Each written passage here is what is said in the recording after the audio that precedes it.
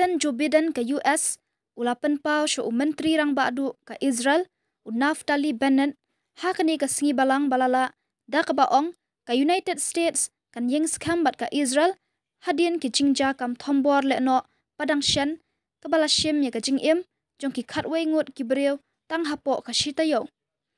ha ke jingya kran lengba ke phone ubidan ulapan pau ke jing sngolam halor kite ki jingja sha thombor Lehnoh bat ula ongru baka United States ka yang scam bat ka Israel hapdeng ke jings ear na ki kam Lehnoh bat terwaru ya kilat jingyarap ong ka White House ka Jingthombor Lehnoh ka balaja ha ka singi baar balala hajantal Aviv kalawan ra ya ka jingyap jong kisan ngut ki breu kata ha ka jingja kam thombor ha ka sin ka balai hapo ka nekari tang hapo ka chitayo kinong shong shnong ha ki benta jong ka sorit neirang bat ki benta bamarjan ka sorit ramat gan kilangat ha ka jing her serngio hadin ba uwei ubreu ula therkuli na phang ya kinong let nong wan hadin ba ula sha siat yap ha ki bor pulit nakaliang ki bor pulit kim shem layat hu ya ka kerteng jong utei unong thombor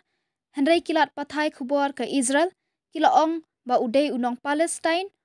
ubasyong basa hakathan West Bank ka Israel bat ubala syong patok Haduh South Nam ha Israel kila pentip ru ya ka kerteng jong uni ubreu kum udaya hamarsha Presiden ka Palestine Mahmud Abbas ubadon hapo kathan West Bank ula penmi ya ka jing penram ka bom juk ham jakot halor kate ka kam thombor ka jing sha Pyniap jong kiriu patba ka Palestine bat ka Israel kan shunang penjur shu ya ka jing yakan at kata ha kapor bangi layak sat banwanra ya ka syongsuk syongsan ong kalat pathai khubor kebalshim ya ka jingkran jong u Abbas nakaliang menteri rang badu ka Israel Naftali Bennett ula ong bakari ka jong u kala sakhi halor ki kam pentriem jong ki Lehnoh